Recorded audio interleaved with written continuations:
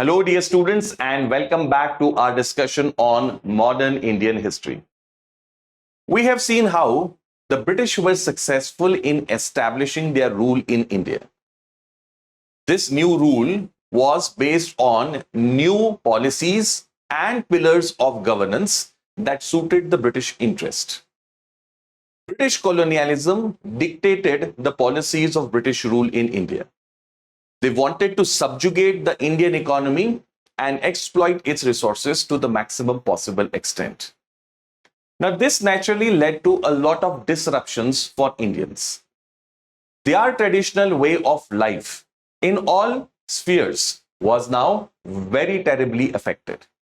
Consequently, we will see that Indians will respond to this change. In our last class, we have seen Indian response to British rule will be evolving through this dimension, from traditional reaction to modern response. Traditional reaction will entail spontaneous uprisings of Indians aimed at reversing back the hands of the clock, as in to go back to the earlier state of feudalistic kind of societies, economies. Now, naturally, the leadership over here will be of semi-feudal or feudal elements.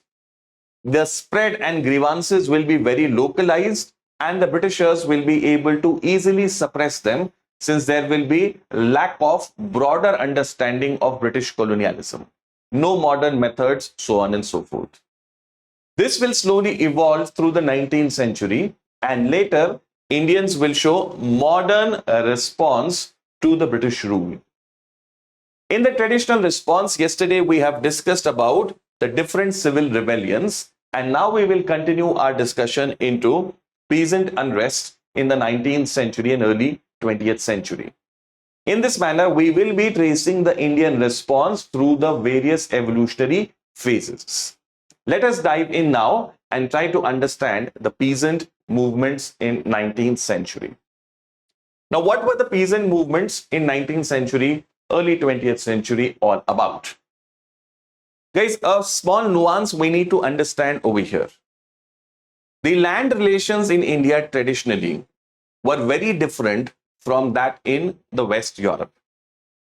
In India, land had, several types of rights for different sections. The state had some rights. The zamindar or other such chiefs had a right of collection of revenue, and then the cultivator also had his own share of rights. What was absent was the concept of absolute ownership of land. Each section of the society, each economic class had certain rights on the land, and there was no one single absolute owner as such. Now, this conception of India was, changed by the stroke of the pen, as they say, by Lord Cornwallis. Lord Cornwallis, on British styles, declared the landlord or the zamindar as the absolute owner of the land. He was himself a very big landlord from Britain, and he superimposed the idea from there here in India. And consequently, the cultivators now suddenly were transformed into tenants. Earlier, they had rights. They could not be expelled by the zamindar as long as they were paying the rent to the zamindar. But now, suddenly, they are tenants who can be expelled at will by the owner, that is the zamindar. This suited the British interest because British wanted stability of revenue. And in that early phase, they relied on this category of zamindars who will provide them that stability of revenue. That was the whole idea.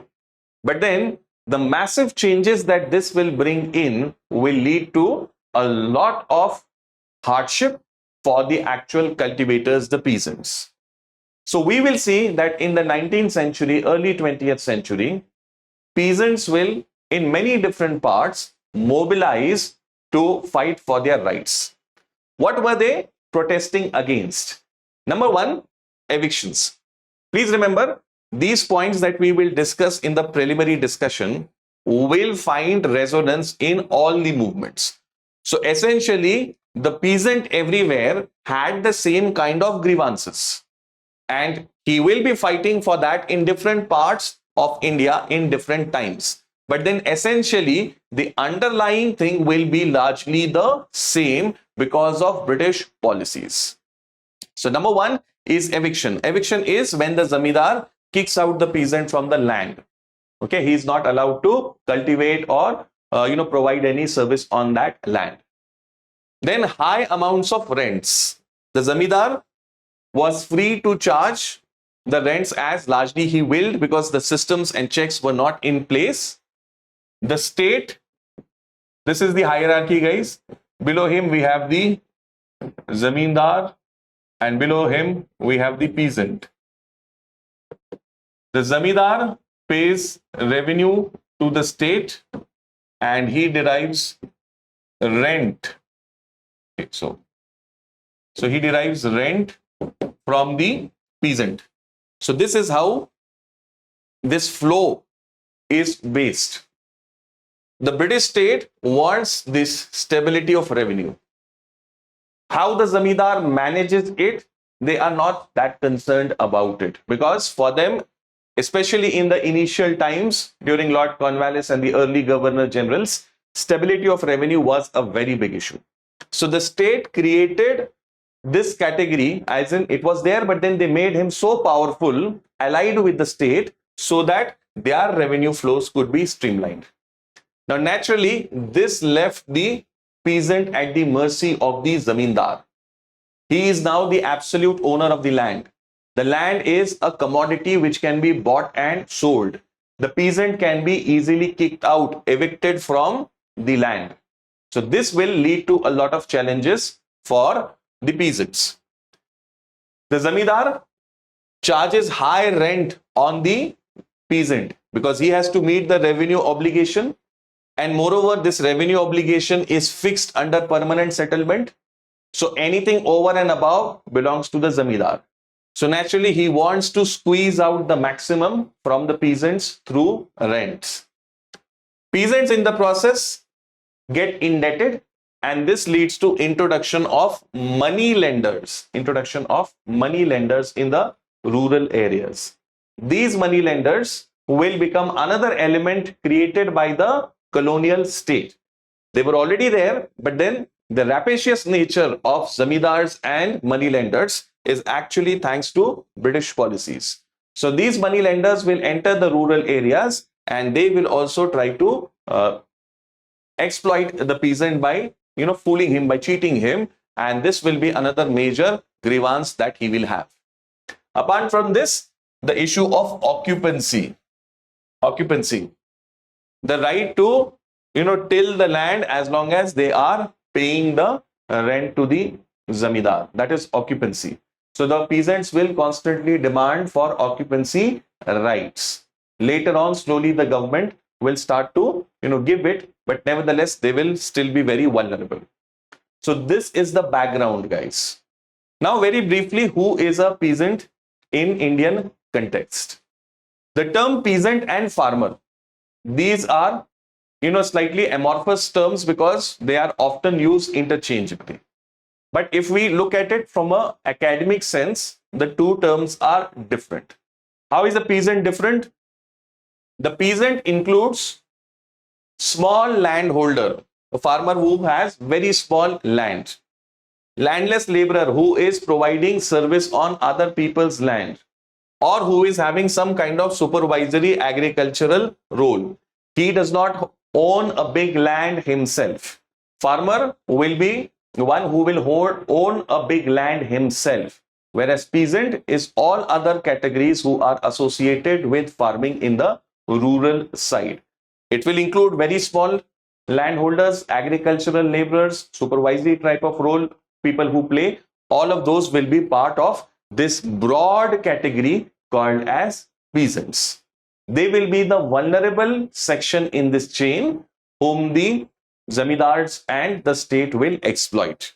Okay, they are the backbone of early civil rebellions that we discussed in our previous lecture. The rebellions before 1857, wherever they are happening under different, feudal, formerly feudal elements, mostly the people who are participating are peasants. It will be after revolt of 1857 that we will start to see very specific peasant demands being raised in such movements. Otherwise, they merged with the larger civil rebellions that were happening earlier. Now, peasant movements in India will basically go through three phases. There will be three phases in peasant movements in India. What will be these three phases? The three phases will be the first one from 1857 to 1921. This is the period where we will see peasant movements will start to take up the demands related to tenancy, occupancy, right, against eviction, reduction of rent, so on and so forth. These demands will be raised in this particular period. So let us see what will be the characteristics of the peasant movements in the first or initial phase. This first phase will see absence of proper leadership for the peasant class. Now, yes, there will be local leaders who will start out these movements, but we don't see a broad leadership as such emerging to lead peasant movements across different parts of India. The peasant leadership in this phase will be very local. Their issues, their movements will be very local in their spread. This will be the difference. Later on, as we go into the 1920s and 30s, there we will see organizations like All India Kisan Sabha and leadership on a broader scale appearing. High land revenue and tax, consequently, occupancy denial, exactions, that is forceful kind of services being taken by the zamindar, various illegal cesses being levied on the peasants. These were the kind of challenges that the peasants will face and rise up against them. Periodic famines during the British rule and economic distress caused by British policies will compel the peasants to rise in big numbers. We will see, guys, that during British rule, there will be 12 major and 40 minor famines. 12 major and 40 minor famines. Especially in the late 18th and 19th centuries, we will see that Bengal will be very badly affected. Other areas will also see big famines. Why was it happening? India was not known for famines earlier. But when the British rule comes about, famines start out in big numbers. The British state does not initially even take any responsibility for famines. In fact, they will continue to press for their land revenue demands at the same level. I hope you remember that movie Lagan. That movie has that very same theme. That area of Champaner was facing a drought-like situation. For 3 years, rains had not come, and consequently, Bhuvan and others in the family in the village could not pay the rent to Rajaji, and consequently, revenue could not go to East India Company. And that is what EIC was forcing on them, that they have to pay no matter what the situation. So that is the condition that peasants will face or tackle in the 19th century. Notable movements in this period, we're going to see a lot of case studies. Santhal rebellion, which is also a tribal rebellion, but essentially it has this class character of peasants also, so it can be considered an example here as well. Bengal tenant struggles, multiple struggles will happen for the Bengal tenants. We'll see some of them. Champaran Satyagraha later under Gandhiji in 1917. Kheda Satyagraha, again Gandhiji. Mopla rebellion in 1921, and such other examples can be cited of peasant movements. Now let us go ahead and see some of the more important peasant movements from the Indian history. But before that, a quick overview about the second phase. The second phase of peasant struggles will see emergence of class consciousness. You have to remember and understand this term, dear students, class consciousness. What is meant by this? Class consciousness.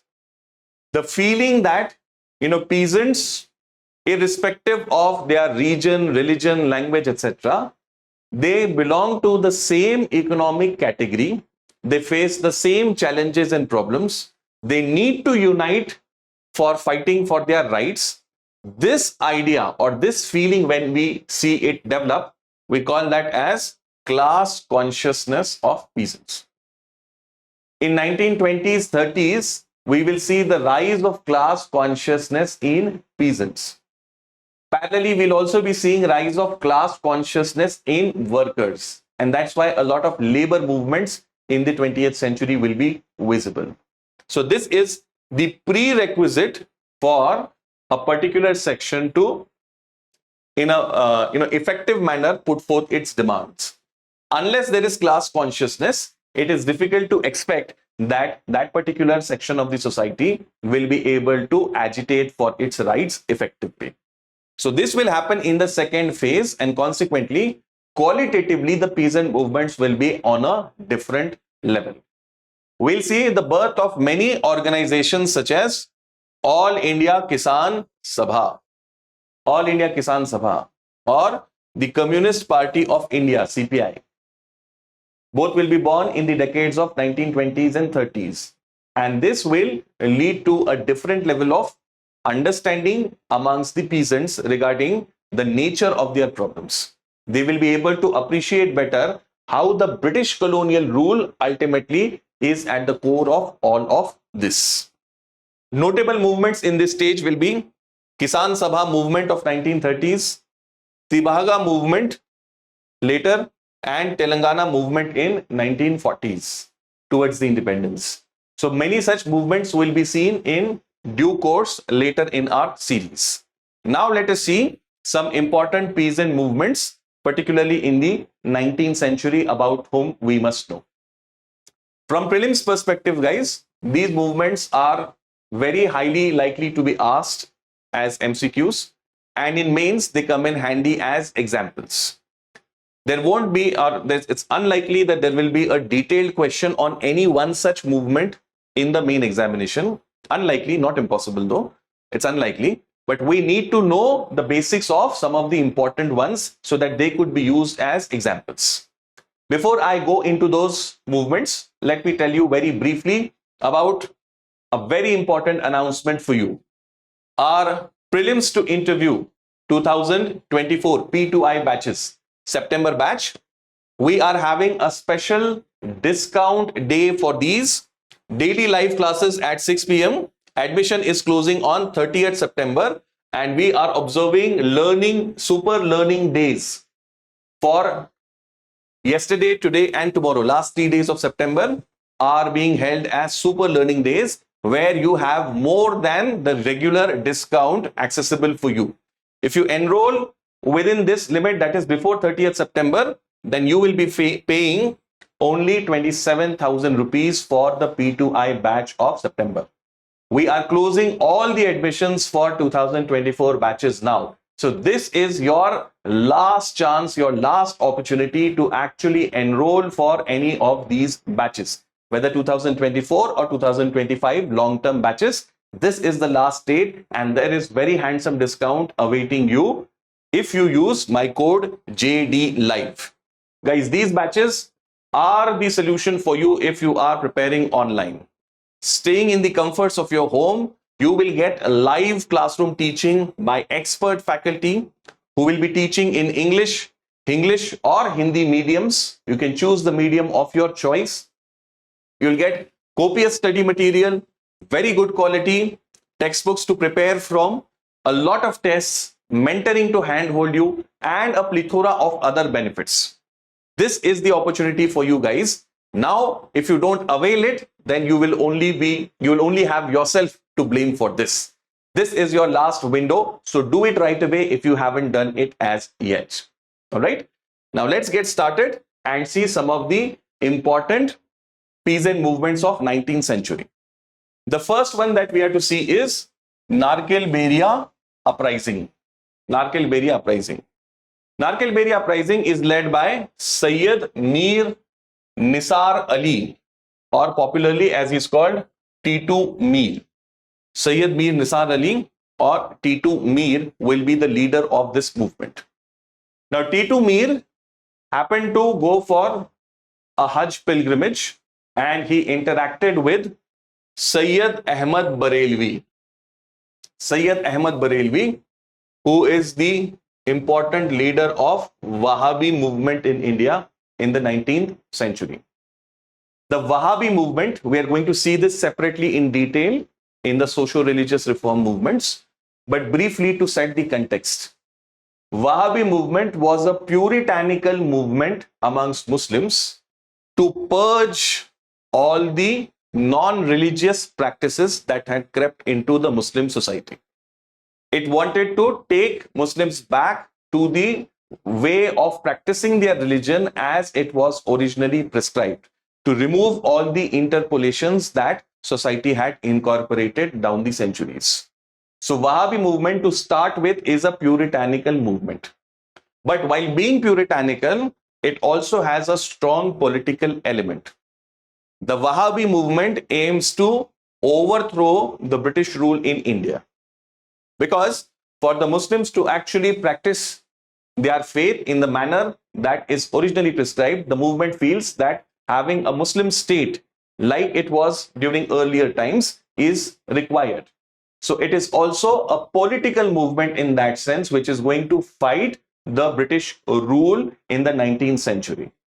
Now, Nisar Ali is influenced by the thoughts and ideas of Sayyid Ahmad Barelvi. And in Bengal, in 24 Parganas district, in a place called as Narkel Beria, he will lead a armed peasant uprising. Armed peasant uprising. Now, the immediate target of this armed peasant uprising was not the British state as such. It was directed primarily against the zamindars, planters, and the British elements who will support them. For some time, this movement was able to launch a, fighting force which fought with the zamindars who were exacting a lot of exploitation on the peasants of that area, planters, British and European planters who were hand in gloves with the zamindars, and when the British state tried to interfere on behalf of the zamindars and planters, they resisted the British state also. So this is the background of Narkel Beria uprising. I hope you got this, guys. In West Bengal, or in Bengal rather we should say, in Bengal, the element of zamindari was very strong. We have seen in our earlier discussion how Murshid Quli Khan himself had created very big and powerful zamindars. Now, because of a lot of socio-historical reasons, these zamindars were mostly Hindus, though not exclusively. Mostly they were Hindus. And peasants on a very big scale were Muslims. Now, when these zamindars, like very typical of that economic class, they exploited the peasants, often this got a communal hue or turn also. The zamindars in this area were particularly very unjust to the peasants and had imposed many different types of illegal cesses on the peasants. And one such tax that was imposed was a beard tax. Muslims who were having beard, and most of them were followers of Nisar Ali, Muslims who were having this beard had to pay an annual tax to the zamindar for sporting a beard. So naturally, these were not levies that were sanctioned by the law. Many such illegal things were being done by the zamindars. And apart from this, there was also the problem of high rent that was charged on the peasants. Now, consequently, frustrated because of all of these things, under the leadership of Sayyid Nisar Ali, the peasants in the area of 24 Parganas and some areas around there, like in Nadia, in Faridpur, in all of these places, they will rise up against the zamindars and fight back. Okay. Remember, the concerns of the peasants will be the same across different movements. The same issue of high rents, the same issue of evictions, the same issue of illegal taxes being imposed on them, occupancy related rights being denied, so on and so forth. So underlying grudges will always be the same for peasants everywhere. From 1782 to 1831, a fairly long period of time, this movement will go on. The core area will be the district of 24 Parganas in West Bengal, and then some areas around that as well. Cause is imposition. Immediate cause was imposition of the beard tax.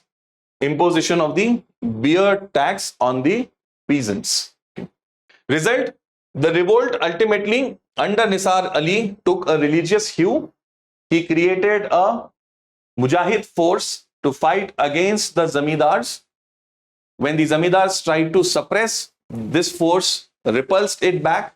The British police at that time, which was not very strong, could also not bring this area under control. So William Bentinck, the Governor General around this time, he sent a huge force to suppress this uprising, and finally, with modern arms and weapons, the British army was able to defeat him. Nisar Ali, he was killed, and many others also were killed. Many were deported, and many were later hanged also. So this is Narkel Beria uprising, which is considered to be the first armed uprising of peasants in India. I hope you got this, guys. A quick look at the map so that the geographical context is clear. This is modern day North and South 24 Parganas. Above it is Nadia. And this is an old map showing the Radcliffe line and divisions in East Bengal also. So this will give a better idea. This is 24 Parganas. Above that you have Nadia. This is Faridpur. So this region had influence of the Titu Mir movement. Apart from this, it's also useful to have a quick look at other regions of East Pakistan, because these will come in reference later. East Pakistan or Bangladesh now.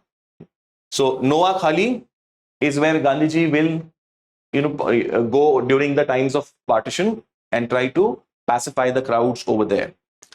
This act will lead Lord Mountbatten to say that he is a one-man army. He was able to douse the communal fires all by himself and a few handful followers. This area is Baimen Singh, northern part of Bangladesh, connected with our state of Meghalaya. This area is going to see the rise of the Pagalpanthi movement later. Apart from this, Faridpur, Dhaka, this area will see the Farezi movement shortly.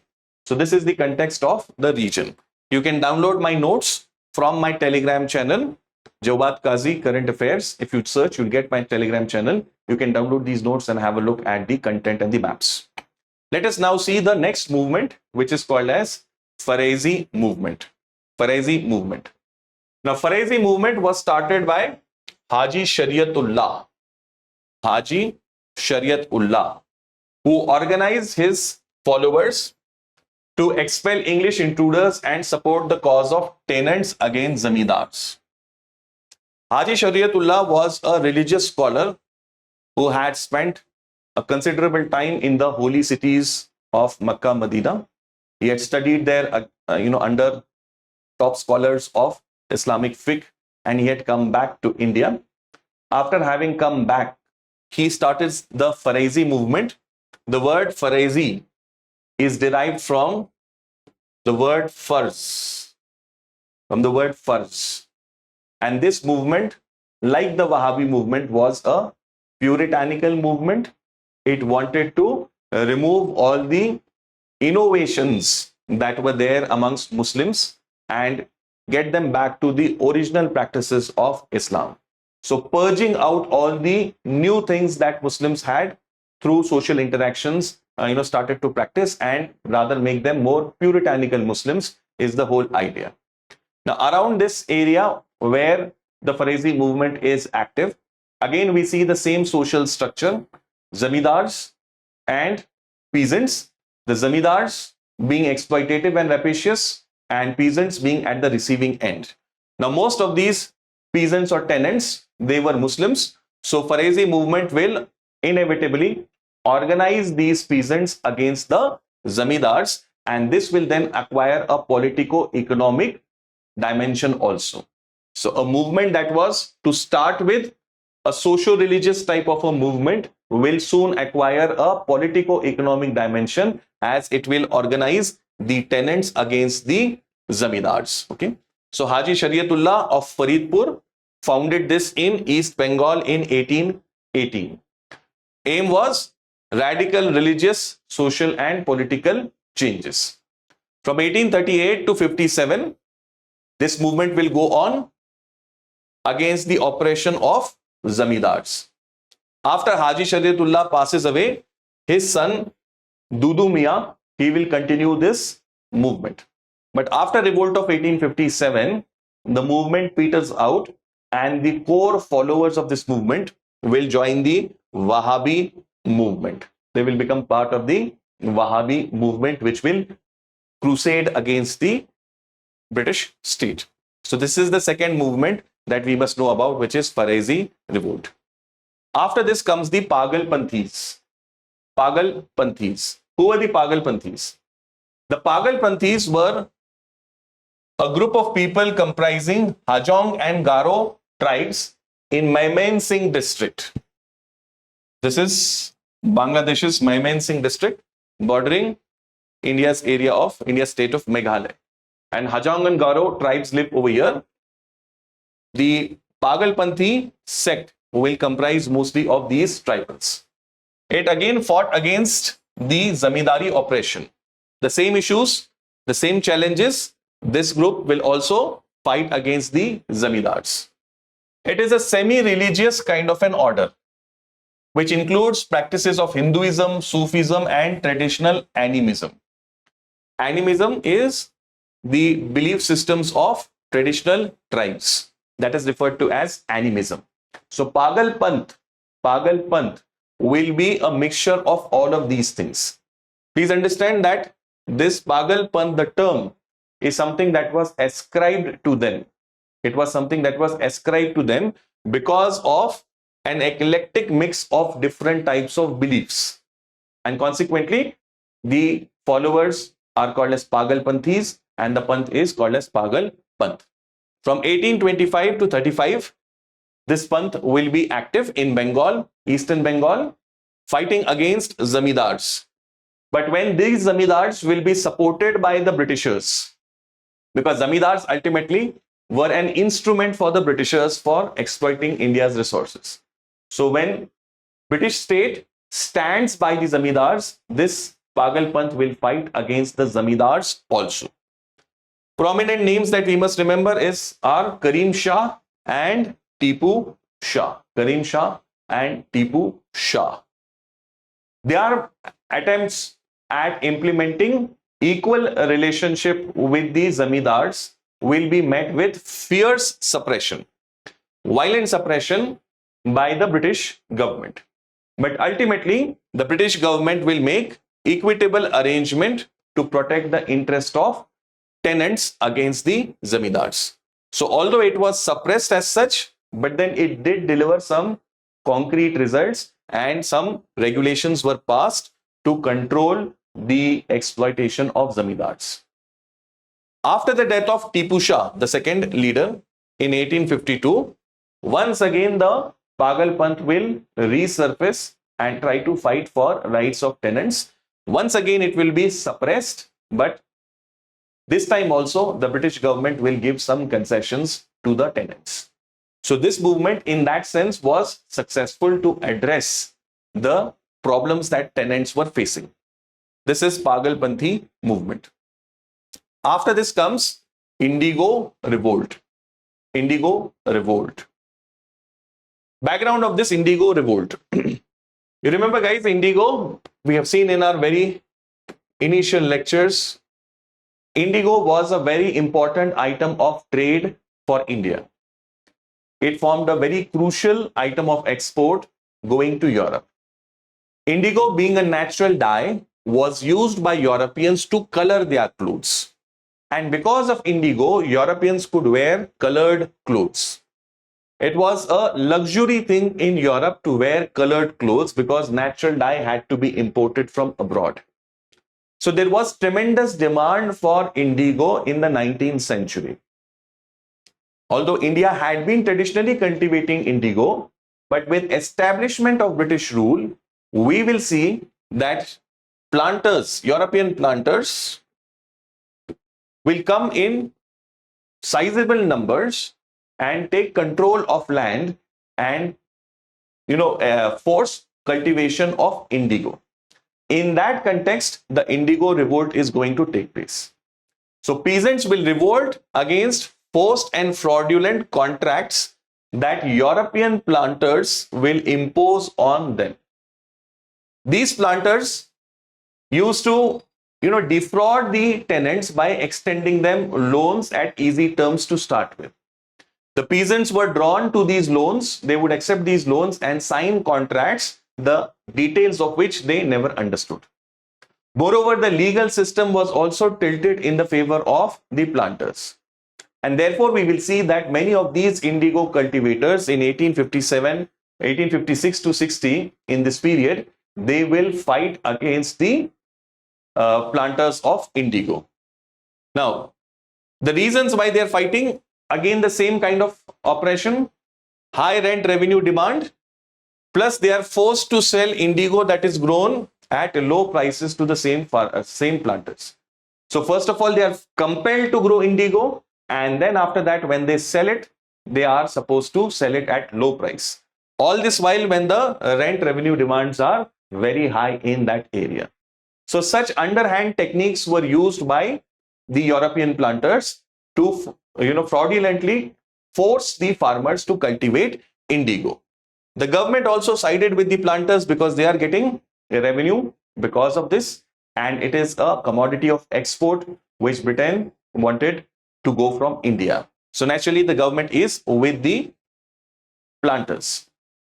This movement had many unique characteristics that actually marks it out from other peasant movements before it.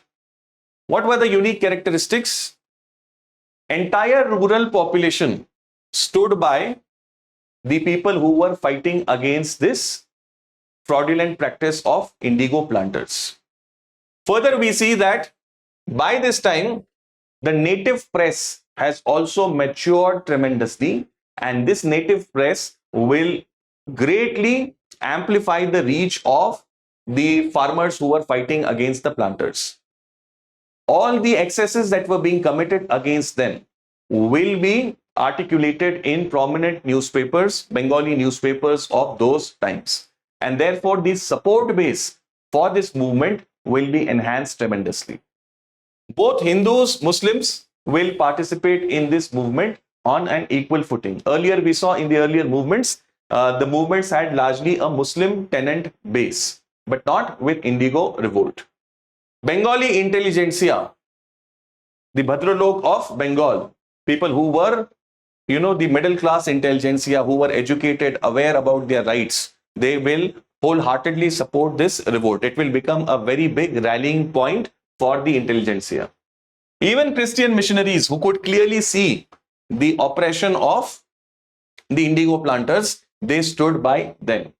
Even several zamindars came out openly in support of the peasants. Indigo cultivation, guys, on a side note, was harmful for the productivity of the soil also. When indigo cultivation was taken up and then subsequently a new crop was attempted, then the productivity always used to fall. And this was a big concern for the peasants. There was a play written by Deenbandhu Mitra, a fact for prelims, called as Neel Darpan. Neel Darpan, on this entire struggle, which became very popular. It was translated into English by Michael Madhusudan Datta. Michael Madhusudan Datta translated it into English, Neel Darpan, based on the request of a senior British officer. Mostly this movement was non-violent and saw Hindu-Muslim unity. Legal means were used by the peasants to fight for their rights. So British government also felt that they need to take some action about this, and an Indigo Commission was created in 1860.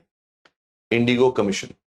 The British were fresh out of that shock of revolt of 1857, so they did not want to take any chance with a large grievance like this.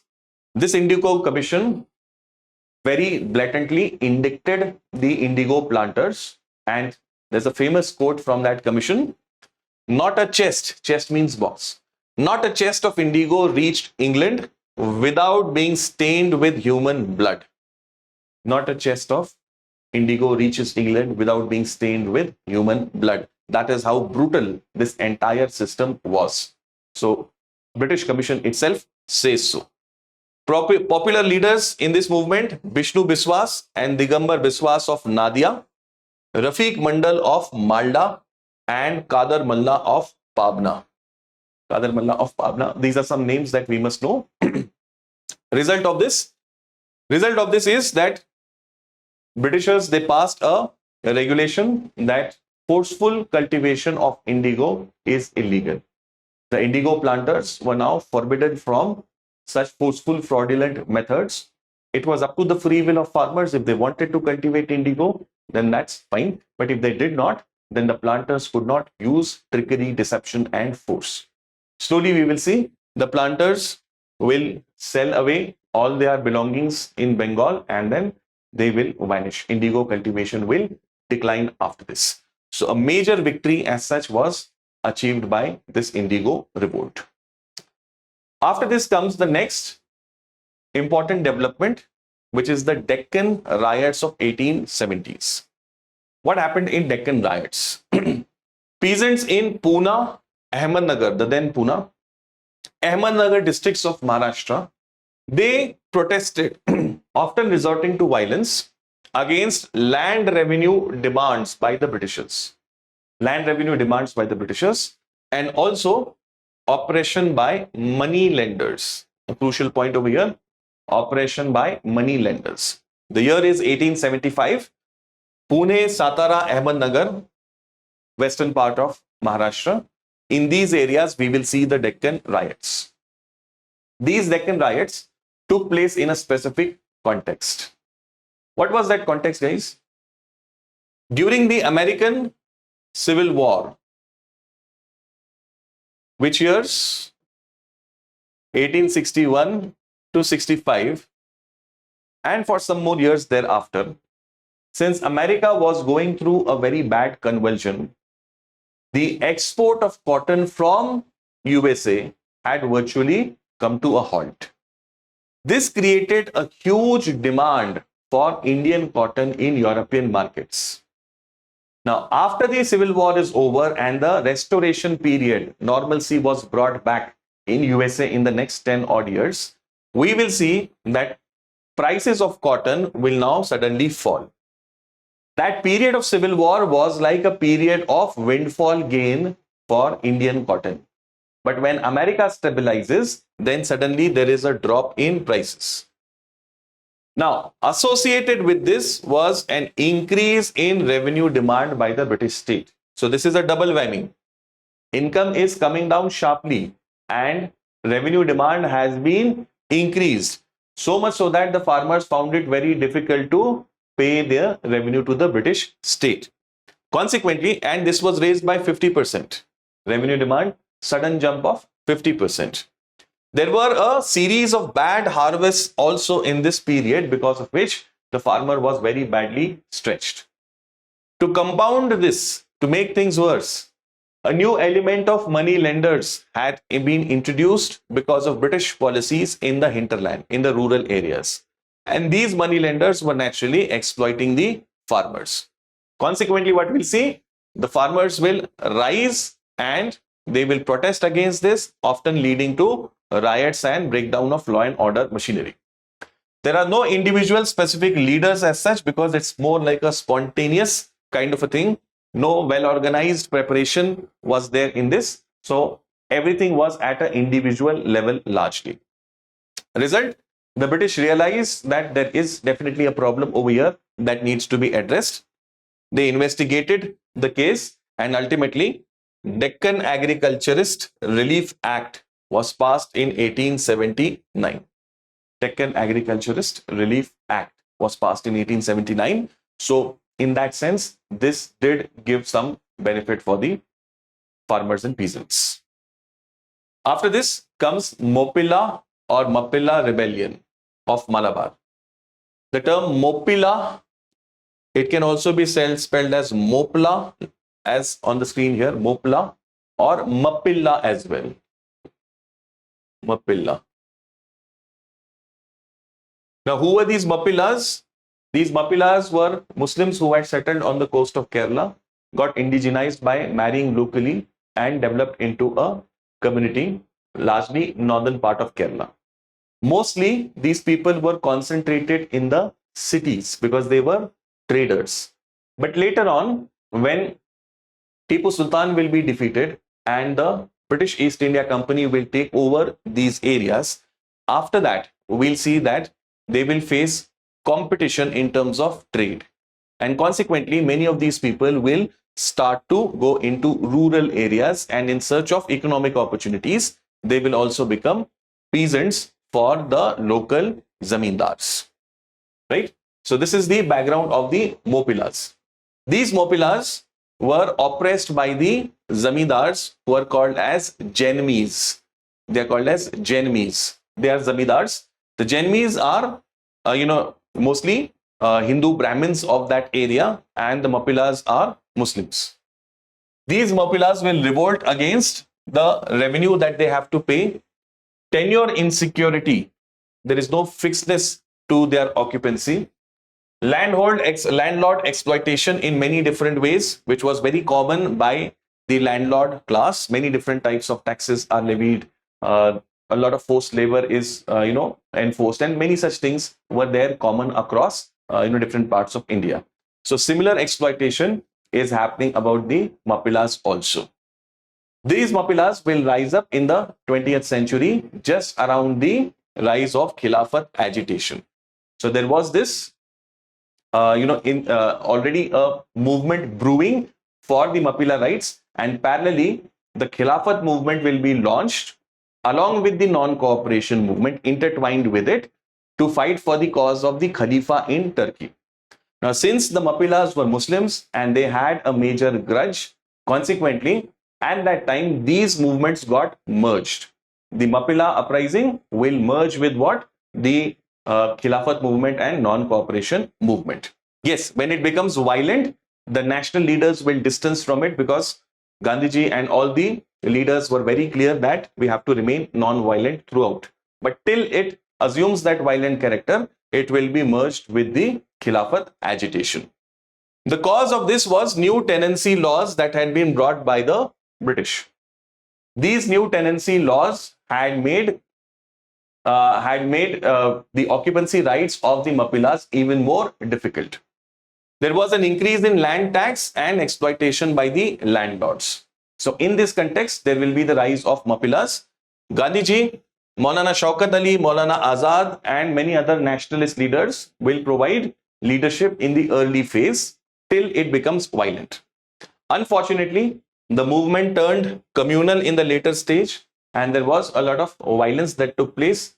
The British also very violently suppressed this particular movement, and we'll see that the Mappillas for some time will not participate in the national freedom struggle because of the experience, the huge suppression that they faced. So this is how the movement will end. Nothing significant in terms of concession by the state is there at the end of this movement. So that is Mappilla uprising. After this comes the Pabna movement. Pabna movement in Eastern Bengal. Agrarian unrest in Eastern Bengal was taking place because of zamindars' oppressive practices, leading to rent strikes. What is a rent strike? A rent strike is when the peasant refuses to pay the rent. Legal assistance will be taken in this movement. A crucial thing about this movement is that in this movement, there will be recourse to modern type of agitation. Modern type of agitation. This movement is in 1870s and 80s. So by this time, the political maturity of Indians is naturally enhancing. Now we have a crop of leaders from amongst the middle class intelligentsia who can provide guidance to such movements. And therefore, qualitatively, the Pabna movement will be very different from other movements by peasants. Yusuf Shahi area in Pabna, Eastern Bengal, is where this movement will be centered, but it will spread to other areas also.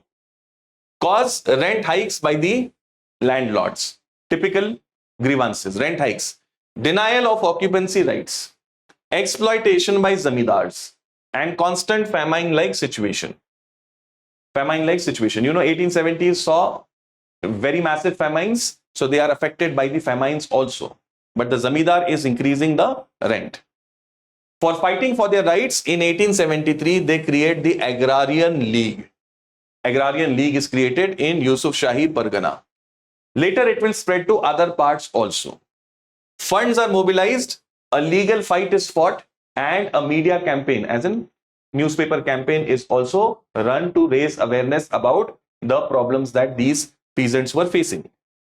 Bankim Chandra Chatterjee, the famous Bankim Chandra Chatterjee, Anand Math novel, R.C. Dutt, they will lend support to this movement.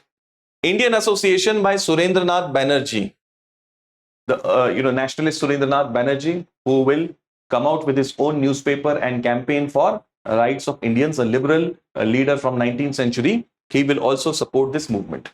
Now, individually, the local leadership as such, there are no prominent names, but we must definitely remember the prominent nationalists who supported this movement. In connection to this, Bengal Tenancy Act will be passed in 1885 to give some relief to the tenants. The British government realized that this movement is peaceful, it is asking for legitimate rights, and moreover, it has used modern constitutional means to demand. Okay, so this is the enhanced or increased political maturity, guys, of Indians. Now, slowly, steadily, the movements are leaving behind violent methods and using more of constitutional ways and means. The British state also, therefore, responded positively on this. Right? Now, let us conclude our discussion on the peasant movements in India that we have discussed. We saw that Indian peasants, they struggled for their rights with great courage, sacrifice, organization, and solidarity. We see that they were able to, in some cases at least, get concessions also from British state. All of this will increase legal awareness and political maturity of Indians. What works, what does not work, how you need to put forth your demands, how to get concessions from the state, how to build awareness, how to get mass support. All of this they will understand. But nevertheless, these movements had some limitations also. What were the limitations? These are main perspective points, guys, on this slide. What are the limitations? Number one, limited territorial reach. These movements remained confined to particular areas, one district or maybe a few adjoining districts. It did not acquire a broad sweep as such. Particular localities only. Lack of long-term organization or specific goals. These movements were for an immediate grievance. They fought for it. Either they were suppressed or their demand was partially conceded. In both the cases, the movements died down after that. So there is no effort as such in this stage for having a perpetual or long-running kind of institution building for the peasants.